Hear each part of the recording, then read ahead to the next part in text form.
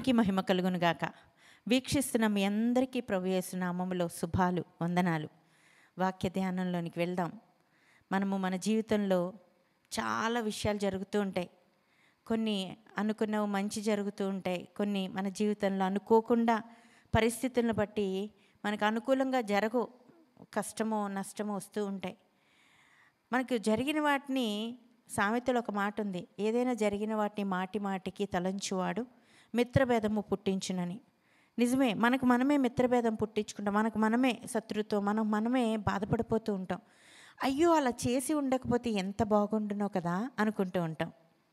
అయ్యో ఆ రోజు వెళ్ళకపోయి ఉంటుంటే ఎంత బాగుండు, ఆ రోజు నేను అలా చేసి ఉండకపోతే ఎంత బాగుండు, అయ్యో నేను అనవసరంగా ఇచ్చేసేనే, అయ్యో నేను అది తెచ్చుకోలేకపోయానే, అయ్యో నేను అది పొందలేకపోయానే అని వ్యర్థంగా తలచుకుంటూ ఉంటాం, బాధపడిపోతూ ఉంటాం. మళ్ళీ తిరిగి వస్తుందా? రాదు. మనము ఏదైనా ఈ దినము గడిచిపోయింది, గత దినాల్లో జరిగిందంటే అది మళ్ళీ మన యొద్దకు మాత్రము తిరిగి రాదు. కానీ మనము చాలా బాధపడిపోతూ ఉంటాం, వ్యర్థంగా ఏడుస్తూ ఉంటాం. అయ్యో అలా చేసి ఉండలేదు, అలా జరగలేదు, ఇలా జరగలేదు అని బాధపడిపోతూ ఉంటాం. మనం అలా బాధపడకుండా ఉన్న జీవితంలో మళ్ళీ ఆ పాతది జరగకుండా జాగ్రత్త పడడమే దేవుని చిత్తము, దేవునికి ఇష్టము. ఆయన చిత్తము జరిగించే వాళ్ళగా అయిపోతూ ఉంటాం.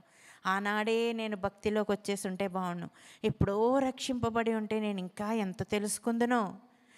ఉన్న సమయమైనా, ఉన్న ఆ కాస్త సమయంలో అయినా మనం ఎన్నో నేర్చుకోవచ్చు, ఎన్నో పాటించవచ్చు, ఎన్నో జాగ్రత్తలు వహించవచ్చు, ఎన్నో దేవునికి నచ్చినట్లుగా మనం ఉండొచ్చు. అలా చేసి ఉన్నాం కనుకే దేవునికి విరోధంగా అయిపోయాను నేను అనుకుంటూ ఉంటాం. అలా చేసాం కనుకే దేవుడు కార్యాలు చూడలేకపోయాము అనుకుంటూ ఉంటాం.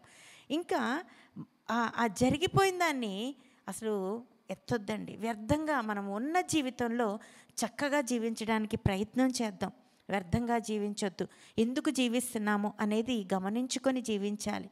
ఎంత సంపాదిస్తున్నాం, దేని కొరకు సంపాదిస్తున్నాం అనేది కూడా ఆలోచించుకుంటూ జీవించాలి. వ్యర్థంగా సంపాదించినా, వ్యర్థంగా ఏది పొందుకున్నా, ఎవరిది వ్యర్థంగా తీసుకున్నా, అది నిజముగా ఏది మనకి ఇష్టమైంది వారి దగ్గర పొందుకున్నది వ్యర్థమే, అన్నీ వ్యర్థమే. ఎప్పటికప్పుడు మనము దేవుడిచ్చిన జీవితాన్ని సుఖముగా అనుభవించాలి, సంతోషంగా అనుభవించుకోవాలి. ఎందుకు ఈ జీవితం ఇచ్చారు, ఎందుకు మనము ఈ లోకంలో జీవిస్తున్నాం అనేది మనల్ని మనము జ్ఞాపకం చేసుకోవాలి. ఆయన కొరకు బ్రతకడానికి, ఒక సాక్షిగా బ్రతకడానికి కూడా మనము అడుగులు ముందుకు వేయాలి. ప్రసంగిలో ఒక మాట ఉంది, ఏముందంటే 4వ అధ్యాయం 8వ వచనంలో నేను చదువుతాను. ఒంటరిగానున్న ఒకడు కలడు, అతనికి జతగాడు లేడు, కుమారుడు లేడు, సహోదరుడు లేడు, అయినను అతను కష్టపడును, అతని కన్ను ఐశ్వర్యము చేత తృప్తి పొందదు, అతడు సుఖమనున్నది నెరగడు, ఎవరి నిమిత్తము కష్టపడుచున్నానని అనుకోడు. ఇది వ్యర్థమైనది, బహు చింత కలిగించును. ఎవరి కొరకు? 10 మంది కొరకు ఒక రోజు వండేసుకుంటామా భోజనాలు? ఇద్దరమే ఉంటే ఇద్దరికే వండుకోవాలి. ఎక్కువ వండుకోవడం, రాత్రికి తినలేక పారేయడం, ఇది దేవుడిచ్చిన ఆహారం. ప్రతిదీ గమనించుకోవాలి. ఎంత సంపాదిస్తున్నాం? మరి కోట్లు సంపాదించే వాళ్ళు ఉన్నారు, వాళ్ళకి ఎవరు ఉండరు. ఇప్పుడు ఇక్కడ చెప్పబడుతున్న అతను కూడా, అతను చాలా ఐశ్వర్యవంతుడు, చాలా డబ్బు సంపాదిస్తున్నాడు, తన కళ్ళకు తృప్తి లేదంట. ఎంత సంపాదిస్తున్నా తనకి జతగాడు లేడు, భార్య లేదు, బిడ్డలు లేరు, అన్నదమ్ముళ్ళు లేరు, అక్క చెల్లుళ్ళు లేరు, ఎవ్వరూ లేరు. కానీ ఎందుకు సంపాదిస్తున్నాడు? దేని కొరకు సంపాదిస్తున్నాడు? కష్టపడుచున్నాను అని అనుకోడట. నేను కష్టపడిపోతున్నాను కదా, ఇంత సంపాదిస్తున్నాను కదా, ఎందుకు? ఎవరికి పెట్టం, ఎవరికి ఇవ్వం.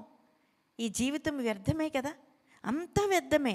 అందుకని మాటికి మనము జరిగిపోయిన వాటిని మాటికి తలంచుకొని బాధపడిపోతూ ఉంటాం. వ్యర్థముగా దేవుణ్ణి తిడుతూ ఉంటాం. మాకు అది చేయలేదు, ఇది చేయలేదని చాలా వ్యర్థంగా అంటూ ఉంటాం. మాకు అది జరగలేదని బాధపడిపోతూ ఉంటాం. తృప్తి ఉండదండి. దేవుడు ఈరోజు మనం ఇలాగా ఉన్నాము, సుఖముగా సౌఖ్యముగా ఉన్నామంటే ఆయన కృపని మనం అనుకోవాలి, మనం గ్రహించుకోవాలి.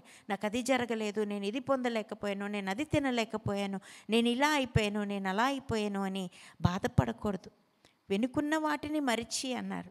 దేవుని వాక్యం చెప్తుంది కదా, వెనుకున్న వాటిని మరిచి ముందున్న వాటి కొరకు వేగిరపడమని ఉంది. అంటే ముందున్న వాటి కొరకు నీ జీవితమే అవని, నీ భక్తి అవని, నీ ప్రేమ అవని, ఏదైనా ముందు జరగబోతున్న దాన్ని గుర్తించుకోవాలి. ముందు జరగబోతున్న వాటిని తలంచుకొని అడుగులు వేయాలి. వెనుకున్న వాటిని మర్చిపోవాలి. కోపము, ద్వేషము, అసూయ, ఇతరుల మీద పగ, కక్ష, నోటితో ఇష్టం వచ్చినట్టు మాట్లాడే వాళ్ళు ఉన్నారు.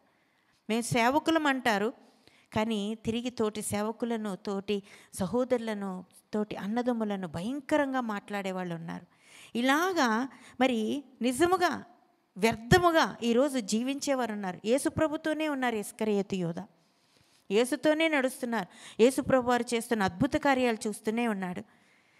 ఆ యేసుప్రభుతోనే నడుస్తున్నాడు. ఆయనతోనే అందరిలాగే తను కూడా ఒక మంచి శిష్యుడిగానే యేసుప్రభుతో నడిచి చూడండి, యేసుప్రభుని 30 వెండి నాణాలకు అప్పగించేశాడు.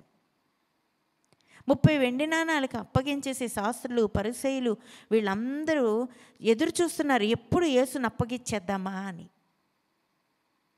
ఇస్కరియోతు యూదా 30 వెండి నాణాలకు అమ్మేసిన తర్వాత ఈ యూదాకి గుర్తొస్తుంది యేసుతో నడిచిన ఆ పనులు అవన్నీ గుర్తొచ్చి, నేనేంటి ఇలా చేశాను, నాకొద్దు, ఈ 30 వెండి నాణాలు నేను ఇచ్చేస్తానని వెనక్కి తిరిగి ఆ పెద్దల దగ్గరికి వెళ్ళి ఇచ్చేస్తుంటే వాళ్ళు అంటారు కదా, మాకు అక్కర్లేదు, నీ దగ్గరే ఉంచుకో. అవి ఆ 30 వెండి నాణాలు చూసినప్పుడు అతనికి ఏం కనిపించిందండి? వ్యర్థమే కదా. అదేమైనా అతనికి ఉపయోగమా? ఒక భూమి కొన్నాడు, మరభూమి, అది ఎందుకైనా ఏడుపుల భూమి కొన్నాడు, దానిలో ఎవ్వరు పంట కూడా పండించరంట. చూడండి, అలాంటిది కొని యేసుకన్నా ముందే ఉరిపోసుకొని చచ్చిపోయాడు. యేసు చేసిన అద్భుతాలు చూశాడు, యేసుతో నడిచాడు, యేసు ప్రేమను చూశాడు, యేసుతో కలిసి తిన్నాడు. ఎంత ప్రేమను యేసు ప్రభు వారితో కూడా పంచుకొని నడిచిన ఇస్కరియోతు యూదా యేసుక్రీస్తు వారిని అప్పగించేసిన తర్వాత వ్యర్థమైన ఏడుపు, ఆ డబ్బులు తీసుకొని నాకొద్దు అని ఇచ్చేసిన తర్వాత వాళ్ళు ఆ డబ్బును చూసుకొని అది చెల్లా చెదరైపోయి దొల్లి ఏడుస్తున్నాడు, విలపిస్తున్నాడు, అప్పుడు దుఃఖపడుతున్నాడు. ఎందుకు? అంత వ్యర్థమే కదా. ఆ ఏడుపు ఏమైనా ప్రయోజనమా? అప్పగించేసిన తర్వాత ఎంత దుఃఖపడి, కనీసం పశ్చాత్తాపడి యేసుప్రభు వారి దగ్గరికి వచ్చి పశ్చాత్తాపడి ఉండుంటే ఏమో మరి. దొంగన అప్పటికప్పుడు పశ్చాత్తాపడితే క్షమింపబడలేదా? అలా ఇస్కరియోతు యూదా కూడా ప్రభు పాదాల ఎద్దుకు పరిగెత్తుకొని వచ్చి ఉండాల్సింది, కానీ రాలా. ఎక్కడో ఉండిపోయి దొల్లి నేను పాపం చేశాను, నేను తప్పు చేశాను, ఇలా చేసి ఉండకపోతే బాగుండు అని ఏడుస్తున్నాడు. యేసుప్రభు వారు కూడా అతని గురించి అతను పొట్టి ఉండకపోతే బాగుండు అని కూడా అన్నారు. ఈరోజు యేసుతోనే మనం కూడా నడుస్తున్నాం అన్న వాక్యానుసారముగా ప్రతిరోజు ఆదివారము ప్రతి దినాలు మన ప్రార్థనలోను, కుటుంబ ప్రార్థనలోను, ఏదో ఒక మరి ప్రార్థనలో, వ్యక్తిగత ప్రార్థనలో, సంఘపు ప్రార్థనలో ఏదో విధంగా ప్రభుతో నడుస్తూనే ఉన్నాం. కానీ ఎక్కడ మనం ఆలోచించట్లా, ఇది తప్పు కదా, ఇది ఇలా చేయకూడదు కదా, ఇది మంచి కాదు కదా అని ఆలోచించట్లా. ఎందుకంటే ఆయన ఆత్మానుసారమైన దేవునితో మనము ఆత్మానుసారముగా మనం నడవలేకపోతున్నామేమో, మనస్సుతో మన ఇష్టానుసారంగా మనం నడుస్తున్నామేమో. వ్యర్థమేనండి, అంతా వ్యర్థమే. పేతురుగారు చూడండి, తన ప్రియ శిష్యుడు పేతురుగారిని పిలిచినప్పుడు అన్ని విడిచిపెట్టి పేతురుగారు కూడా యేసుప్రభు వారితో వచ్చేసాడు.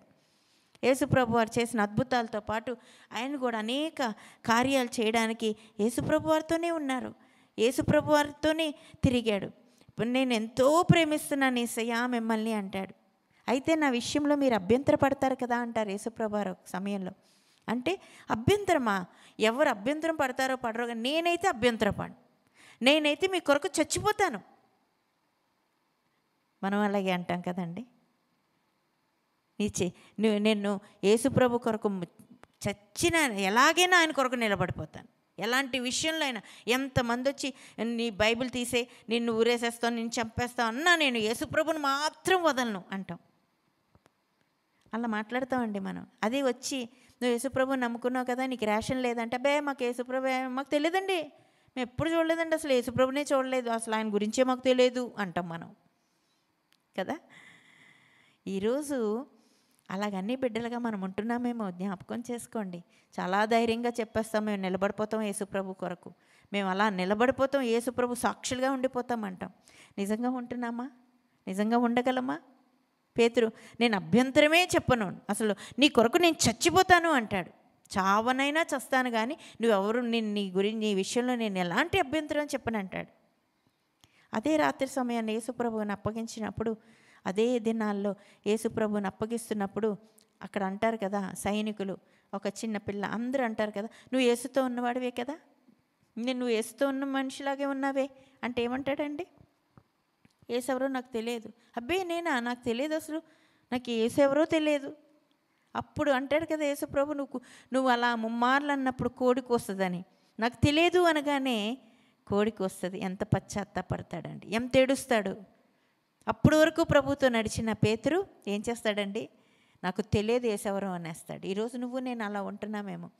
నీకు రేషన్ రాదు, నీకు రావాల్సిన పింఛన్లు రావు, మీకు వచ్చే మరి 15,000 ఎంతో వేస్తున్నారు, అవి రావు, మీ పిల్లలకి చదువులమ్మకు వేస్తున్న డబ్బులు రావు, మీరందరూ క్రీస్తుని నమ్ముకున్న వాళ్ళు కనుక మీకు ఎవరికి రావు అన్నారు అనుకోండి. అలా అన్నామనుకోండి, ఒకవేళ అలా వాళ్ళు వచ్చి అంటున్నారు అనుకోండి, తీసుకుంటున్న మనం యేసుప్రభు విషయంలో ఏమంటాం?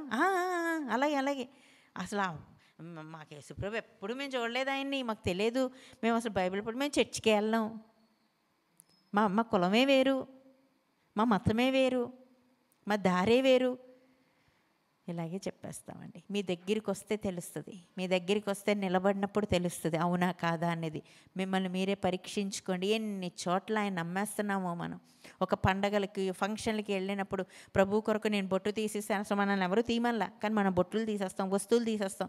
ఫంక్షన్లకి వెళ్ళినప్పుడు అవన్నీ ధరింపు చేసుకొని మరి ఆ ఫంక్షన్లో కూర్చుంటాం, అన్యుల్లాగే కూర్చుంటాం.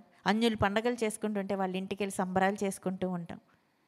ఇవన్నీ తప్పు అని నేను అన్న కానీ యేసు ప్రభుని మర్చిపోకూడదండి. అభ్యంతరం అనేది మనం చెప్పకూడదు. అభ్యంతరం అనేది మనలోనికి వచ్చేటట్లుగా మన ప్రవర్తన ఉండకూడదు. అలాంటి చోటుకు వెళ్ళినప్పుడు, యేసుని దూషిస్తున్నప్పుడు నీకు నాకు ఎంతో దుఃఖం వస్తుంది. ఎందుకు వెళ్ళాలి మనం? వ్యర్థమండి, అవన్నీ వ్యర్థమైనవే. తర్వాత ఏడ్చినా సుఖం ఉండదు, వ్యర్థమైన ఏడుపే. మనం ఎంత బాధపడినా, ఎంత దుఃఖపడినా, ఇస్కరియోతు యూదా మరణిస్తూ మరి ఉరేసుకొని యేసుప్రభు కన్నా ముందు చచ్చిపోయాడు. మరణిస్తూ ఎంత ఏడ్చినా తిరిగి మళ్ళీ ఆ ప్రేమను పొందుకోగలిగాడా? మరణానికి వెళ్ళిపోయాడు. చూడండి, నిజంగా అలా వేసుకుంటున్నామా? లోక సంబంధమైన మనుషుల్లా మనము ఉంటున్నామా?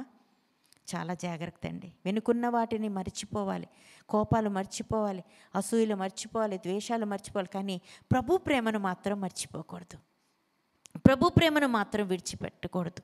మరి దేవుడు ఎంతగా మనం ఏది అడిగితే అది చేస్తాడండి. హిజ్కియా గురించి మనందరికీ తెలుసు. హిజ్కియాకు మరణకరమైన రోగము ప్రాప్తించగా అన్నప్పుడు హిజ్కియా ఏం చేస్తాడండి? కన్నీరు విడుస్తాడు. దేవుని దగ్గరికి వెళ్ళి, అయ్యా నీ సన్నిధిలో ఎలాగో నడుచుకుంటున్నో నీకు తెలియదా? నేను ఎన్ని గొప్ప గొప్ప కార్యాలు నీ విషయంలో నేను చేశానో నీకు తెలియదా? నేను నీ సన్నిధిలో ఎంత యథార్థవంతుడిగా ప్రవర్తించానో నీకు తెలియదా? నాకు చనిపోవడానికి నన్ను అన్నీ సిద్ధపడిపోమంటున్నావా? నన్ను అన్నీ మరి సర్దుకోమంటున్నావా? నన్ను ఇల్లు చక్క పెట్టుకోమంటున్నావా? నువ్వు నా మరణానికి నన్ను పంపించేస్తావా అని దుఃఖముతో గోడ తట్టు తిరిగి ఎంత ఏడుస్తాడండి హిజ్కియా. ఆ మరణకరమైన రోగం వచ్చినప్పుడు దేవుడు ఏం చేస్తాడండి? 15 సంవత్సరాల ఆయుష్ ఇచ్చి హిజ్కియాను స్వస్థపరుస్తాడు. అంటే ఎంత అద్భుతం చేసినట్టో కదా. 15 సంవత్సరాల ఆయుష్ ఇచ్చాడంటే అంత ముందంతా బ్రతుకు చాలా బాగుంది. ఆయుష్ ఇచ్చిన తర్వాత, బ్లెస్సింగ్స్ ఇచ్చేసిన తర్వాత, దేవుడు మళ్ళీ తనకి బ్రతుకునిచ్చిన తర్వాత ఏం చేశాడండి?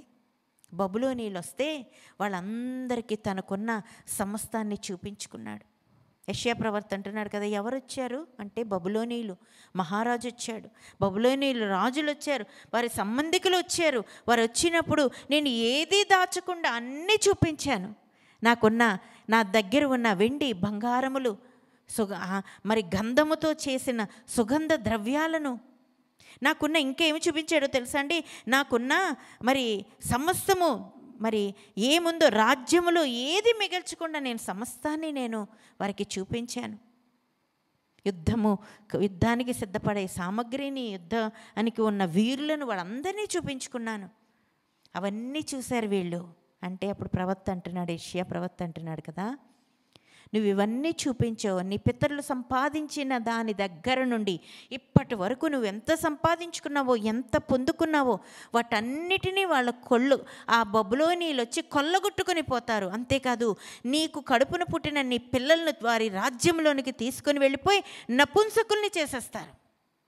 ఎందుకు ఇలాగా? ఎంత ఆ ఏడుపంతా వ్యర్థమే కదా. నాకు 15 సంవత్సరాల ఆయుష్ ఇవ్వు, నాకు తిరిగి బ్రతికించు, నేను ఇంకా నా కుటుంబాన్ని చూసుకోవాలి, ఇంకా నాకు బ్రతుకు కావాలి, నేను ఇంకా జీవించేయాలి, నేను ఎన్నో కార్యాలు చేయాలని దేవుణ్ణి మనం ఆయుష్ అడుగుతూ ఉంటాం. మమ్మల్ని ఇంకా బ్రతికించు, నా పిల్లల్ని నేను చూడాలి, నువ్వు ఇచ్చిన వాగ్దానం ఉంది కదా, నీ బల్ల చుట్టూ నీ పిల్లలు ఒలీవ మొక్కల వలె ఉంటారు, నువ్వు నీ పిల్లలను చూచేదవని వాగ్దానం ఉంది కదా, మరి అన్నీ నాకు ఇచ్చావు కదా, నన్ను బ్రతికించు అని అడుగుతాం మనం. మనల్ని బ్రతికిస్తున్న దేవుణ్ణి మనం ఎంతవరకు స్తుతించగలుగుతున్నాం, ఎంతవరకు విశ్వాస జీవితంలో యథార్థంగా ఉండగలుగుతున్నాం, నమ్మకమైన బిడ్డలుగా మందిరములో ఒక్క దినము కూడా దొంగిలించకుండా, సమయాన్ని దొంగిలించకుండా ఉండగలుగుతున్నాం. ఉండగలుగుతున్నామా? నువ్వు ఏడుస్తూ కన్నీరు విడుచుచు ఎన్నిసార్లు ప్రార్థించావు, అదంతా వ్యర్థమైంది అయిపోతుందేమో అమ్మా, అదంతా వ్యర్థమైపోతుందేమో సహోదరుడా, సహోదరి. మనము వ్యర్థమైన ఏడుపు ఏడ్చినట్టు అయిపోతే నువ్వు ఆయన సన్నిధిలో కన్నీరంతా ఆయన బుడ్డిలో దాచుకుంటాడన్న ఆ కన్నీరంతా వ్యర్థమైపోతుందేమో. కనుక ఈరోజు వీళ్ళని మాదిరిగా చూద్దామండి. ఇస్కరియోతు యూదా దేవుణ్ణి, ప్రభువుని అమ్మి వేసిన తర్వాత ఎంతో ఏడ్చాడు, దొల్లి ఏడ్చాడు. ఇక్కడ పేతురు నేను ఎలాంటి అభ్యంతరం పొందను అని చెప్పి నువ్వెవరో నాకు తెలియదు, ఆయన ఎవరో నాకు తెలియదు అన్నాడు.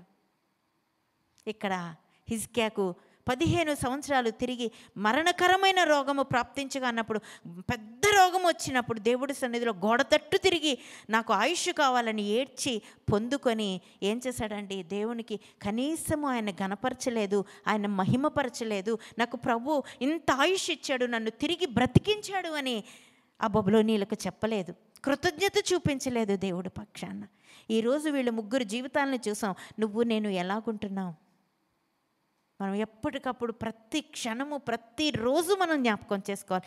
మనమేంటి, మన బ్రతుకేంటి, ఎక్కడ ఉండవలసిన వాళ్ళని ఎక్కడికి తీసుకొచ్చాడు, ఏ స్థితిలోనికి తీసుకొచ్చాడు, మనల్ని నిలవబెట్టాడు, బ్రతుకునిచ్చాడు. మనల్ని బట్టి మన బిడ్డలను, మన కుటుంబాన్ని దీవిస్తున్నాడు.